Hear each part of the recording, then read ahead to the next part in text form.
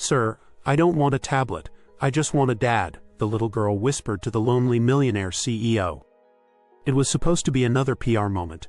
Damon Weller, 38 years old, tall with a sharp jawline, smooth brown skin, always in tailed charcoal suits and designer shoes, stood on the auditorium stage of a low-income city school. His new educational app, Clarity, was launching, aimed at helping underserved students. Cameras flashed, kids cheered, his assistants grinned. Then came Aria, 7 years old with big hazel eyes, light caramel skin, curly brown pigtails, and wearing a faded yellow dress with scuffed sneakers. Aria raised her hand.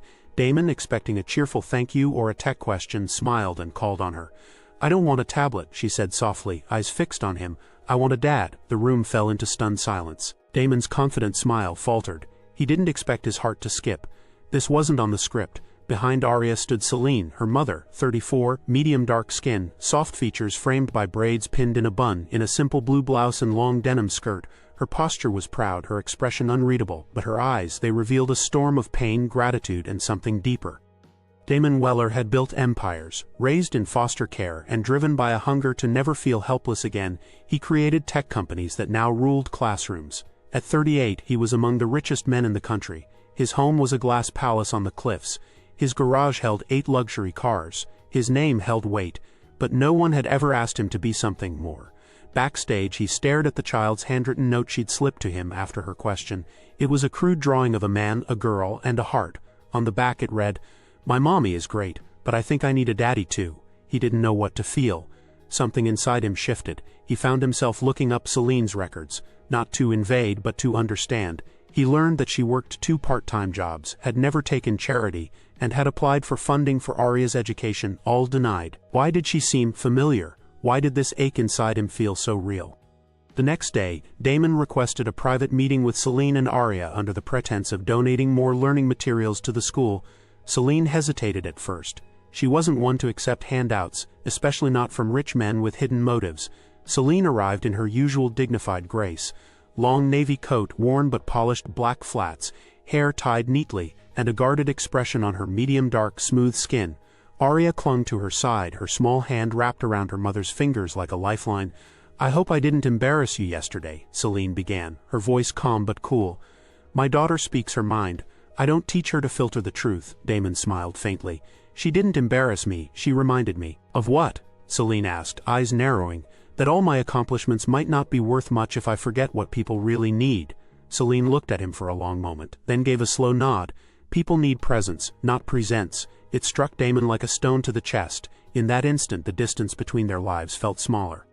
Over the next few days, Damon couldn't shake thoughts of Celine. Her voice, her poise, the quiet fire in her tone. She didn't ask for help. She never did. But he had seen the way she cut coupons, counted bus fare, and skipped meals so Aria could eat. She had dignity, not the kind that came from pride, but the kind carved from surviving hardships with grace. Damon respected that more than any corporate leader he'd ever met. He arranged to coincidentally meet her again at a community library where she volunteered on weekends. She wore a pale cream sweater and gray skirt, face bare of makeup, her eyes weary but kind. She didn't acknowledge knowing him at first, too busy guiding kids through homework worksheets. But he noticed the tremble in her hands when they brushed, and she noticed the flicker of something vulnerable in his eyes. "I'm not a charity case, Mr. Weller," she told him quietly as she packed up books. "I know, that's not why I'm here." "Then why are you?" "I don't know yet, but I'm beginning to think I need to be." Damon had always hidden behind his work. His sleek suits, his endless meetings, his polite deflections. But Celine made it harder to hide. He thought of his past, the foster homes, the rejections, the nights he went to sleep wishing someone would come back for him. He never let that boy show. But now, every time he saw Aria's hopeful face, that boy screamed inside him. At home, surrounded by marble floors and floor-to-ceiling windows, he felt more alone than ever. He began declining parties and business trips. Instead, he showed up at Aria's school to read stories or quietly fund repairs the district couldn't afford. He never told Celine it was him, but she knew. And though she said nothing, her eyes softened a little more each time they crossed paths. When she smiled, truly smiled, it knocked the air from his lungs. One rainy afternoon, Celine found a letter slipped into her mailbox. No name, just a typed offer for a role as the lead outreach coordinator at a youth foundation. Flexible hours, full benefits, meaningful work. Celine didn't need to ask who sent it. She knew. When she confronted Damon in the school parking lot, rain clinging to her braids and her cheeks flushed with frustration, he didn't pretend. "You're trying to save me," she said, almost accusing. "No, I'm just giving you the room to keep saving yourself." With a little more ease, she studied him. His words weren't empty. They carried weight, truth. For the first time, she allowed a thank you to pass her lips. Later that night, Arya curled beside Celine under a worn quilt in their tiny one-bedroom apartment. The radiator hissed. Rain tapped the window. "Mommy," Arya whispered, "is Mr. Weller going to be my dad?" Celine hesitated, fingers brushing the girl's soft curls. "He's not yet. He's just someone who cares. Isn't that what dads do?" Celine's heart clenched. She didn't want to fill Arya with hopes that could break her later. But she couldn't deny that Damon had shown up, consistently, quietly, respectfully. "We'll see, baby," she murmured. "We'll see." Damon's board of directors wasn't pleased. "You're distracted," they said. "You're spending too much time in the community. We need you at the next investor summit." He didn't care. For the first time in years, his goals had shifted. He wanted to see Celine laugh. He wanted to teach Arya how to ride a bike. He wanted something real. He found himself walking away from the company's day-to-day, entrusting it to his capable COO. And in its place, he started crafting a foundation. One named not after himself, but after Arya's favorite storybook hero, the Everbright Project. He didn't want to be remembered as a tech genius. He wanted to be remembered by two people who didn't need anything but his time. Celine didn't make it easy. She never allowed Damon to coast on charm. She challenged his decisions, questioned his motives, reminded him that love wasn't a transaction. But one evening after a long community fundraiser, they sat together on a park bench. Arya chased fireflies nearby. "I used to think I had to do this alone," Celine said quietly. "You don't have to anymore." She reached for his hand, slowly, tentatively. Her touch was light but final. "I know." Damon didn't step into Arya's life as a father overnight. He earned it, with small gestures, consistent presence and unwavering honesty. He read bedtime stories when Celine worked late. He cheered at her spelling bee. He cried the day she called him dad without prompting. Celine watched it unfold like a dream she was afraid to believe in. But over time, she let herself trust it. Damon didn't complete them. He simply made their circle wider. And for the first time in years, she breathed easily.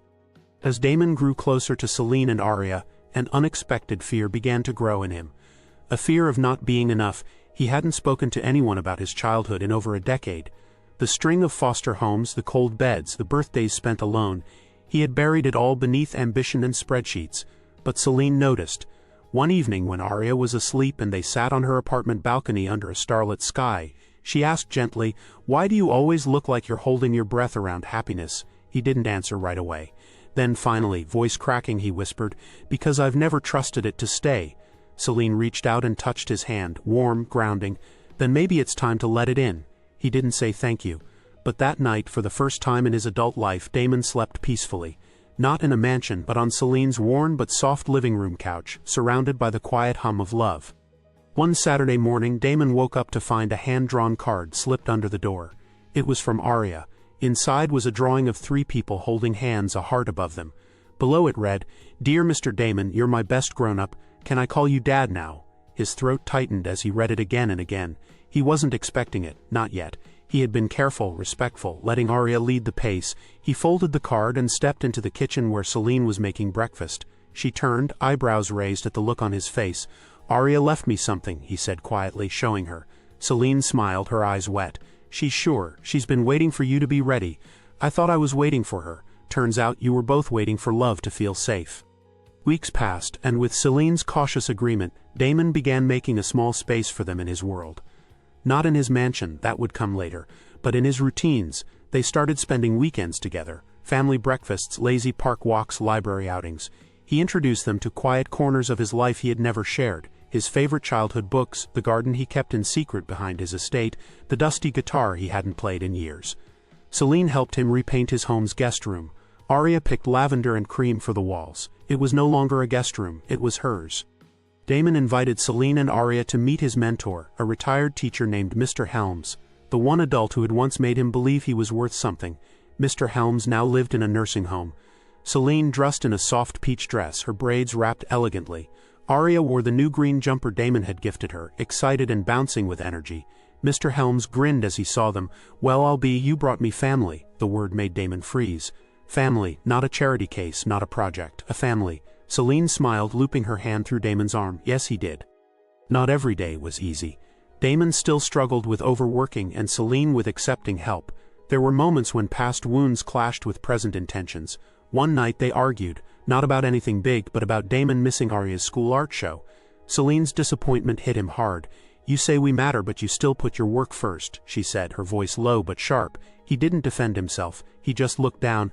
I'm scared, he finally said, that I'll lose everything I've built, and I'm scared of losing you even more. Celine stepped closer. Then let's build something new together. On Aria's 8th birthday, Damon had a plan. The three of them went to the city zoo, Aria's favorite place, and ended the day with a picnic under the stars in the same park where he had first held Celine's hand. As Aria dozed off nearby with her new stuffed lion, Damon turned to Celine, holding a small box. I don't want to keep showing up for moments. I want to show up for a lifetime. He opened the box. Inside was a delicate ring, not extravagant, just beautiful and thoughtful like her.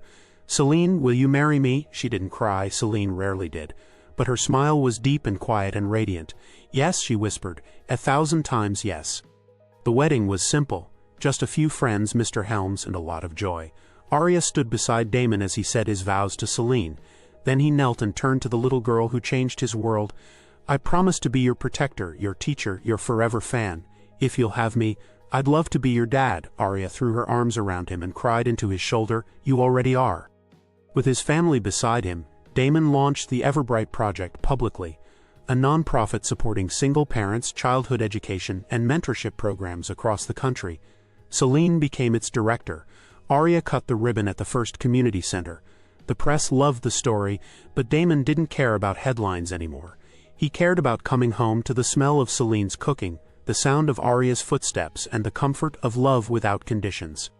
Years passed, Aria grew, Celine thrived, Damon changed. He no longer saw his worth in profits. He saw it in bedtime kisses, in laughter around dinner tables, in the way Celine's hand fit perfectly in his when they walked down the street. He had once believed success was measured in figures.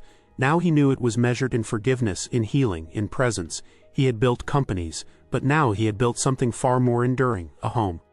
At a speaking engagement 5 years later, Damon stood on stage again, not as the CEO of a tech empire, but as a husband and father. I used to chase money because I thought it would protect me, but it never hugged me when I failed. It never stayed when I was scared. He paused, eyes locking with Celine and Aria in the crowd.